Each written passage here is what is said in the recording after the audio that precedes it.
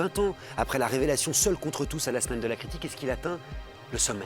Pour moi, oui, en tout cas. Alors, c'est un film qu'il a tourné un petit peu différemment des autres. C'est un film qu'il a tourné en 15 jours dans une école. Vous allez voir, en fait, une séquence qui se situe très rapidement à l'ouverture du film, puisqu'en fait, l'ouverture du film, c'est d'abord le final. Vous connaissez Gaspard Noé qui a toujours tendance un petit peu à tricher un peu avec le spectateur et à s'amuser avec lui. Et vous allez voir, on est plongé dans un ballet avec des danseurs extraordinaires. Et vous allez voir que c'est une invitation à la fois dans un ballet et dans un film de sorcellerie.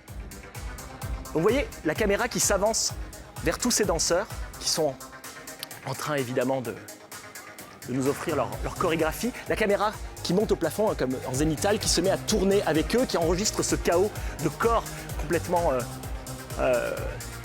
connectés les uns aux autres. Et puis, vous avez ce personnage féminin, Brune, qui est au milieu comme ça du cadre. Et vous allez voir qu'avec les danseurs, on a l'impression qu'elle se met à contrôler la vitesse de la caméra, comme un satellite géostationnaire. Soudain, la caméra se met à tourner au rythme même de sa danse. Et on a l'impression qu'elle fait des invocations magiques avec ses bras, qu'elle est en train de guider notre regard et en train de guider la caméra.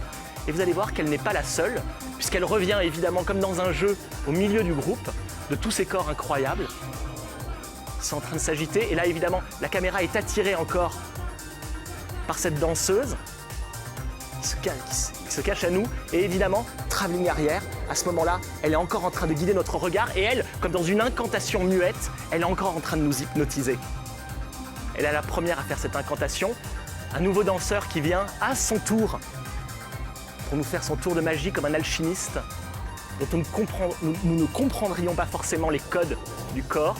Et à ce moment-là, la caméra se resserre à l'intérieur d'une grande orgie de corps vers le climax de sorcellerie et d'épouvante à laquelle nous convie Gaspard Noé.